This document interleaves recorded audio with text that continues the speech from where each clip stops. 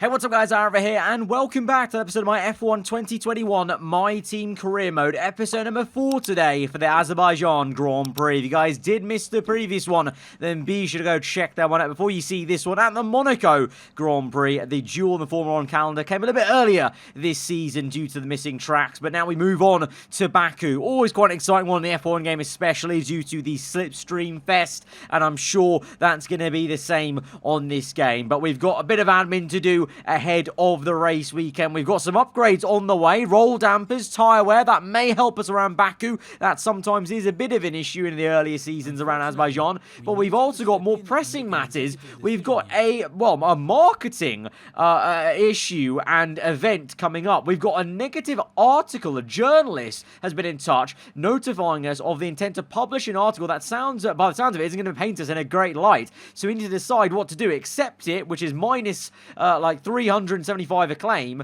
and cost us some money, or decline to do anything and lose even more acclaim but don't lose any money. I don't really know, because we can't really afford to lose too much money, because we've only got, I think we've got lost less than $500,000 in the bank, really. And acclaim, I don't know, we've already just crossed the threshold for the level 5 acclaim. So at this stage, I'm not too annoyed if we lose a bit more acclaim by declining it, saving the money, because I think we'll still be acclaim level 5, and we can go ahead and do that sponsor. So we're going to choose decline. Maybe I don't know. Yeah, you could have, some of you may have chosen differently, but that's the way I'm going to manage it. I'd rather not lose the money, because, obviously with the reduced rates that we have, we can't afford to lose too much money on something like a claim where we can probably hopefully gain it back this weekend, and the 750 minus is not going to be enough to lose us level 5 on the acclaim. So it does mean we can choose a brand new sponsor. Now, looking through the options, looking at the weekly income, but also the goal bonus, and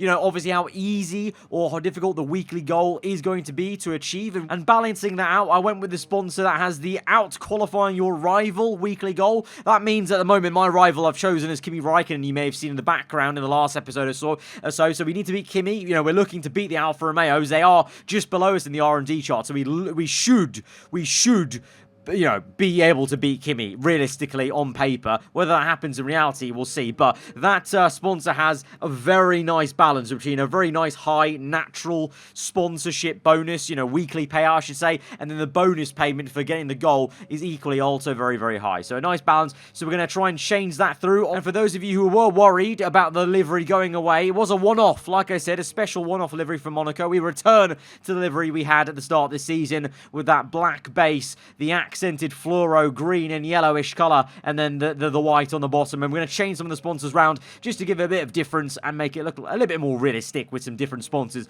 around the car. Then we're going to go ahead into the activity timeline. We're going to go ahead and choose some sponsor objective driven activities to try and boost the acclaim and basically regain what we just lost with that department event, and then also do a cheeky little one-dayer G-Force training for our teammate Callum Ilott. But yeah, we're very thin on money, but we do have 1,000 R&D points, so we do have some points to spend on some upgrades. We've got the roll dampers coming in to help the tyre wear, but where else should we upgrade the car? Do we spend it on aero or chassis maybe? It's hard to tell, We've got Baku, Canada, France coming up next, but at the same time, because the races are so close together, it's kind of awkward timing from when the upgrades will come, when we purchase them and when they come in. So I actually just held off on a decision quite yet. We're going to roll through just a little bit just to make sure the roll damper upgrade comes in, so we do get the tyre upgrade, and we unlock some future upgrades now on the chassis side of things that obviously get unlocked whilst we get through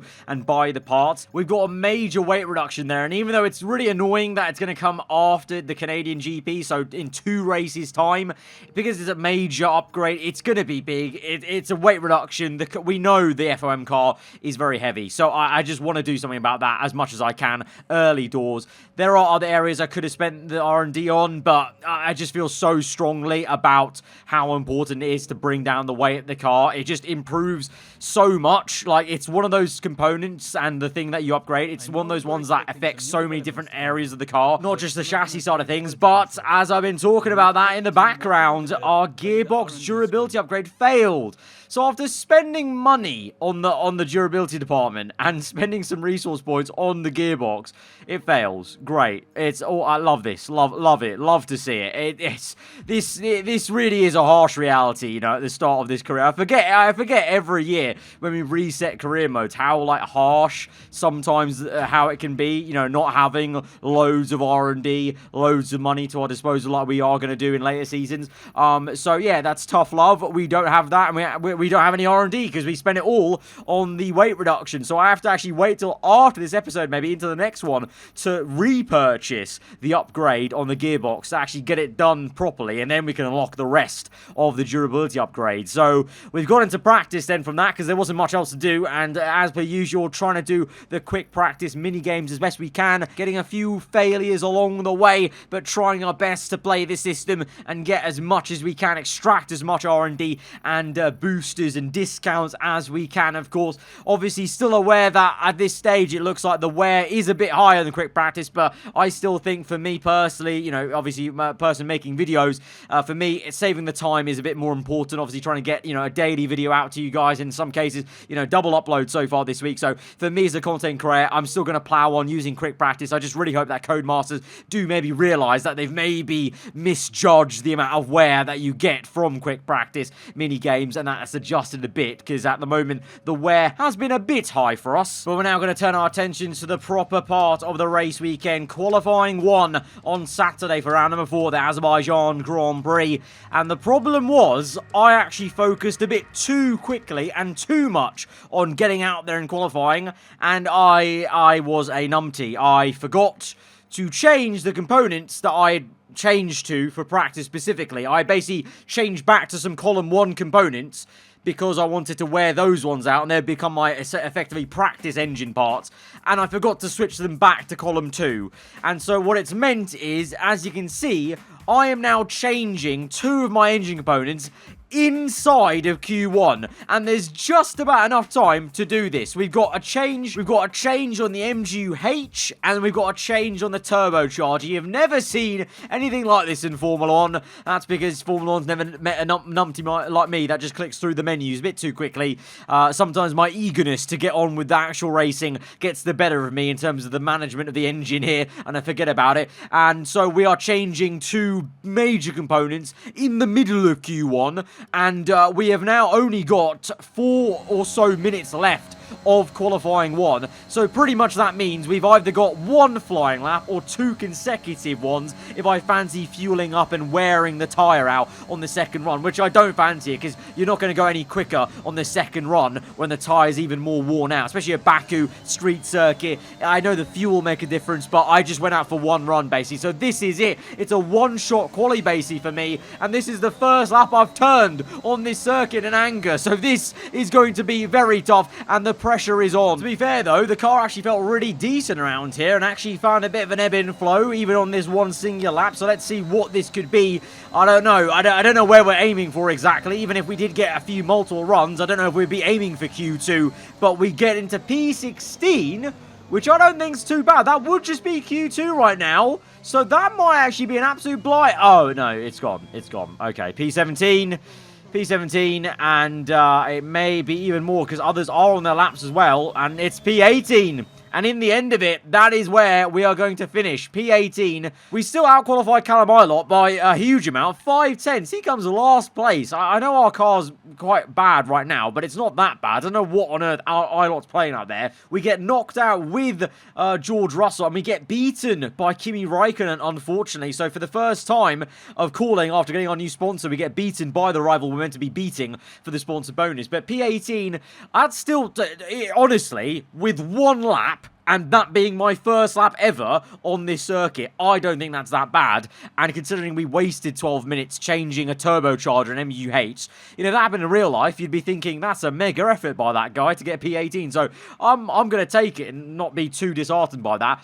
But what we are going to do then is I'm going to play this very tactically. And, you know, when you've got a situation like this where the engine components are worn and the durability is quite low and the game is quite harsh on you at this early stage, you've got to take every advantage you can as a player playing this game versus the AI. So I'm going to do the Wily or Fox move of taking a whole column of fresh engine components, because I was going to take a new one anyway for some ones, but if you're taking one penalty, that's going to put you down 10 places and start you at the back. You may as well take all of them and get effectively a whole fresh engine column for yourself, basically. So now we're going to start with a brand spanking new engine for this Azerbaijan Grand Prix. And following qualifying and the kind of first 2/3 of the race weekend, we've now got enough R&D points to repurchase the gearbox durability upgrade ahead of the race then. So that will come in at some point, and we can finally now delve into the R&D, to the durability side of the R&D.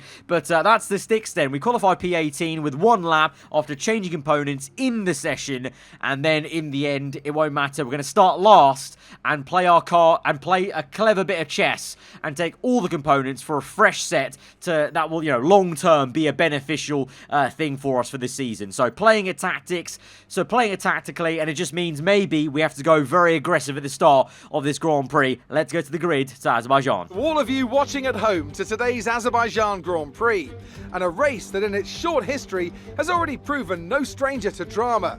A 4th row start is just about as likely to give you a podium as a pole position would.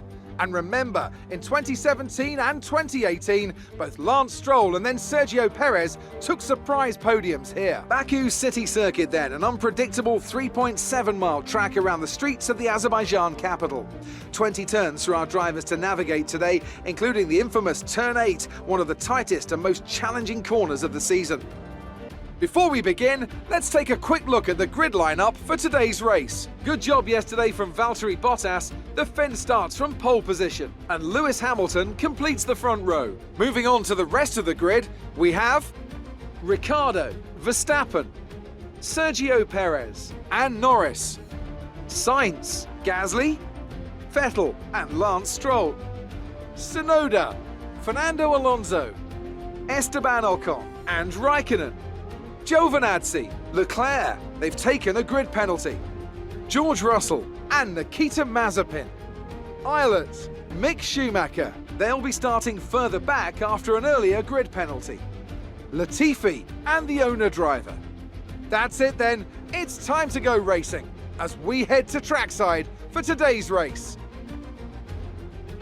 So last place it is then, and in terms of our race strategy, well, it's an interesting one because our team have selected us the aggressive 2-stop from softs to 2 sets of mediums whilst we're in last place. So I don't know what that tells us. Maybe aggressive is the way to go. And I feel like, you know, we've done a lot of 1-stop so far in the first 3 episodes. I just kind of fancy just kind of screwing it and just going for it on the softs, because we've got our teammate on mediums, a load of people ahead of us, all on mediums and hards even. Then Raikkonen, our rival that we're trying to beat for the sponsor goal, he is on softs, and Alfa Romeo are on softs, and they're the team we're kind of closest to in the R&D chart. Alpine on mediums, AlphaTauri as well on the medium tyre. So I feel like we should, you know, screw it. Let's go on softs. Let's go aggressive. Try the 2-stop. If it doesn't work, it doesn't work. But I don't want to just do another boring 1-stop and try and defend my position with track position. I feel like from last place with a fresh engine, maybe it might be worth to throw the dice, see what we can do on faster compounder tyres the entire race compared to other people. Maybe it could turn out quite nicely. In the past, on other F1 games, going aggressive for me has worked out very well, because that's the kind of driver I like to be in the races. I don't really like to do the management style in the race. I just like to pound round as fast as I can and try and go aggressive. So let's try it at Baku from last place. Why not? So here we go then to 5 red lights. The Azerbaijan Grand Prix going aggressive on strategy for the first time on this game. 4 lights are out and we're underway from last place on the grid, but with a fresh brand spanking new engine, and we get a great start. Dive down the inside of 1, 2, 3 cars, I think that is, and we're up into P17, so already the engine and the aggression going well. The soft compound versus all those mediums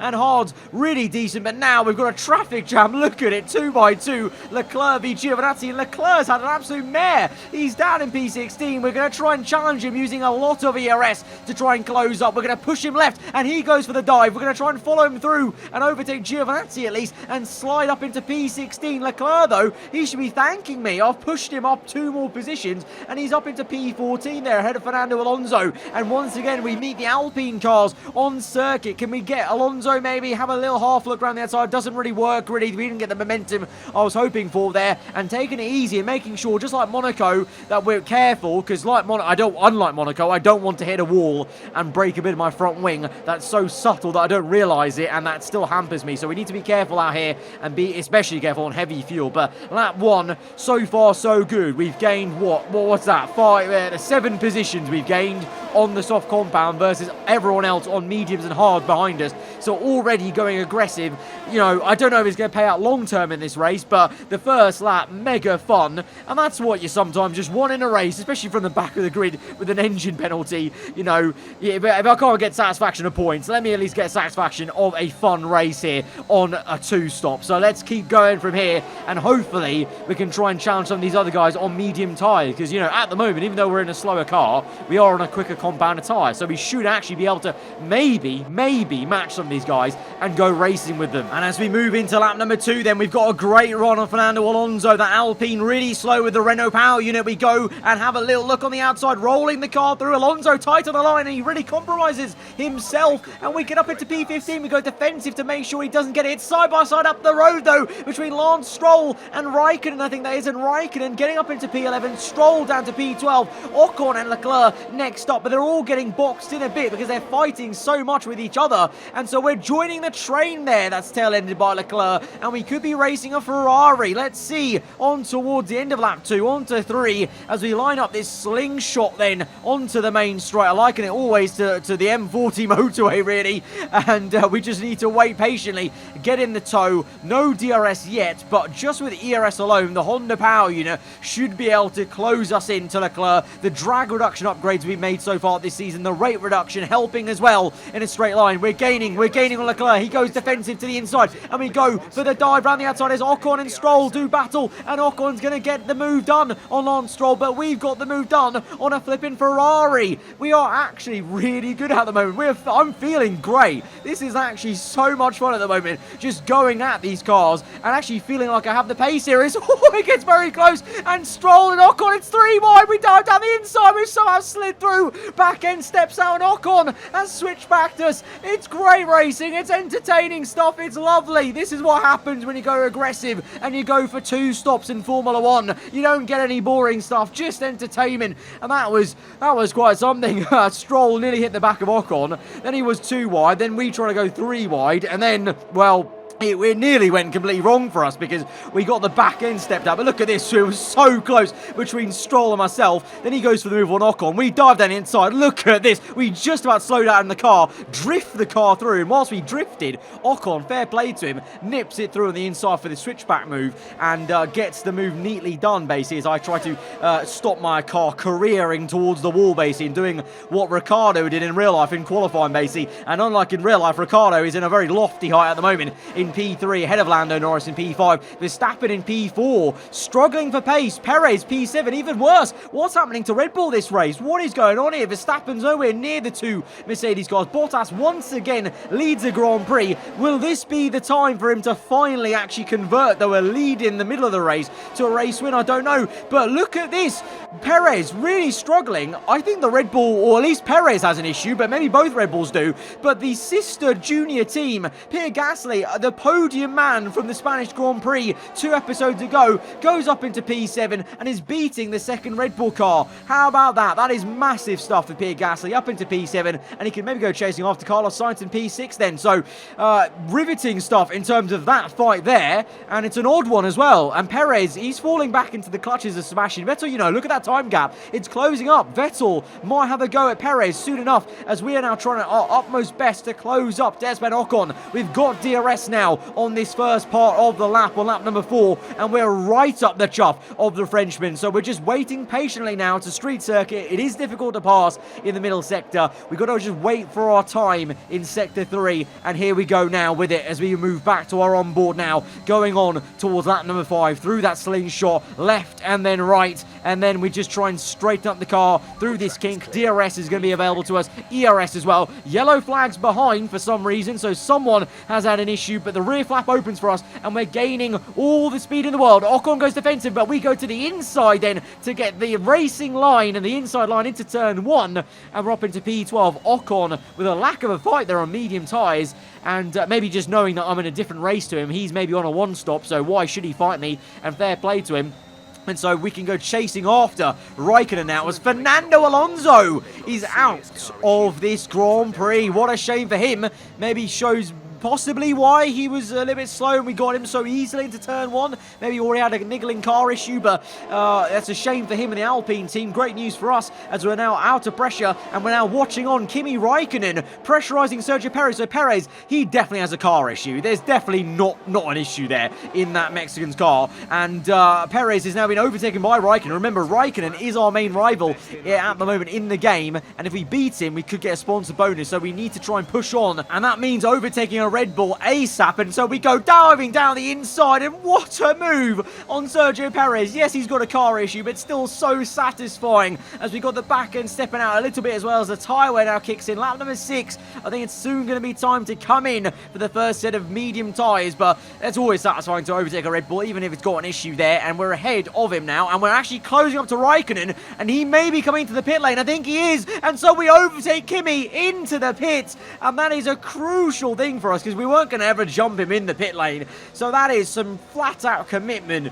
And I don't know if you can tell, I'm enjoying this a lot. I'm having a lot of fun with this race. This has been such a good one. I'm so happy we went aggressive here, and we're just having fun overtaking cars once. And so here we go on the exit there, and we actually gain a bit of time on Kimi in the pit lane. A bit wide though, the autopilot sends me out wide. They're a bit awkwardly, but we're ahead of Raikkonen. Beautiful overtake into the pit lane entry. Lap 7, P18, but it's early days in this race for this 2-stop, and I don't really know where we're going to end up, but who knows? That's the exciting thing, really. Don't panic just yet, but we've seen a problem at our end. We're looking into it.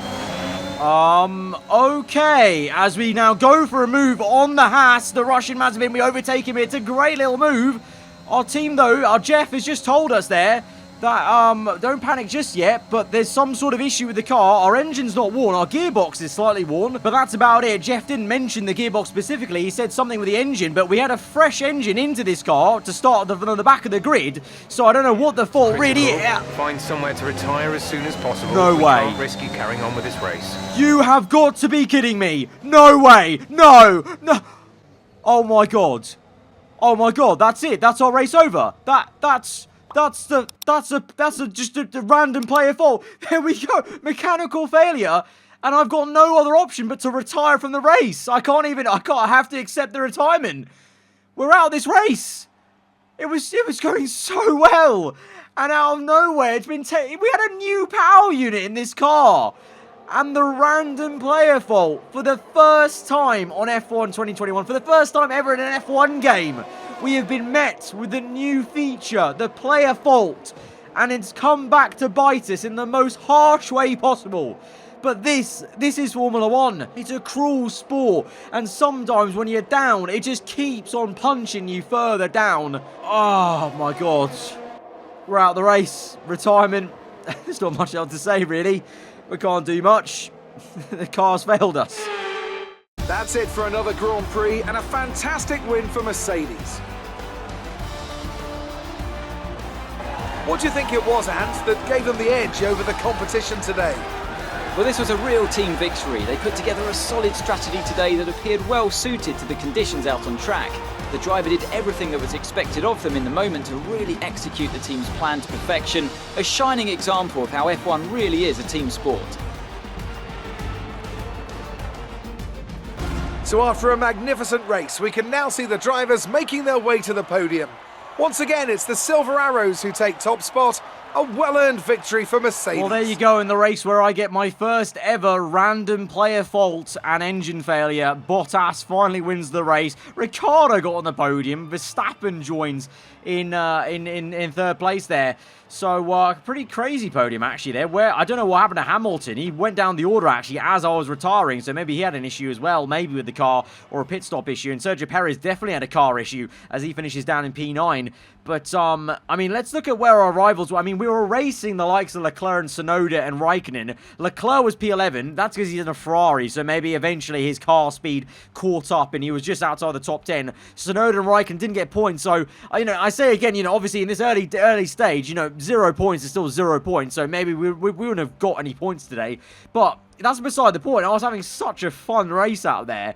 It was such a shame to end it early, you know. We only got a third of the way into the race, and we were probably looking to make some more punchy moves on everyone on a one-stop. But, I mean, that's kind of almost amazing as well. Within 4 episodes, we have got our first player fault. And that's amazing news, I think, to you guys and music to your ears. In terms of long-term, I think this is great stuff in terms of seeing it. Obviously, it's annoying to me now, and it will be annoying anytime it happens. But at the same time, you know, you got to remember, AI will always have random faults, and they've always have had random faults in all the previous F1 games. Only now in this year's game do we have the same situation, and it means in later seasons when we're fighting AI for the championship, if we get faults, it's fair, it's balanced, because they can get faults, we can get faults, and it's now actually fair on this game with the AI like that, so you just got to accept it. It looked like you had a few mechanical hiccups during that race. So we're going to go through some interview questions with Claire, because I thought I may as well react to her and show you guys a reaction from the engine failure.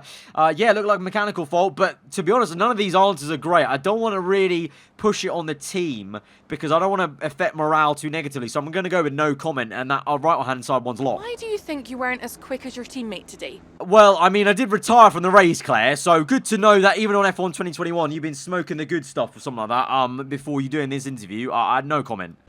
It must be crushing when something goes wrong that's entirely out of your control. Yes, it is, Claire. I've got no comment for all these answers. I think I might go no comment again. I don't know, absolutely. Sadly, there's nothing that can be done. Maybe that answer, these things happen. I'm going to go with that. Well, here's hoping they're working hard to find some improvements. Yeah, hopefully so, Claire. Hopefully so. It is a bit worrying that a fresh engine actually failed. That's actually mad, actually, when you think about it. That's actually, you know, crazy and good in a way. Crazy in a good way. Like, you know, even with the fresh engine components, you could get a failure, which happens in real life and has happened to AI in the past on F1 2020 and in previous years. So, you know, yes, I am not going to lie, it was infuriating to get an engine failure, but it was also kind of crazy and exciting because it was like, whoa, that was the first time I experienced it, and it's real. It's real. Player faults are real. They're in the game, and it could happen at any point. And this is, you know, the ups and downs, these are the trials and tribulations of being a new team in Formula 1. It sometimes just doesn't go your way, and sometimes when it rains, it pours. Guys, if you did enjoy this episode, hit that like button. Let me know what you thought in the comments below. And you're around here, then do get subscribed for weekly Formula 1 content. And roll on to the next one. We reset and go again.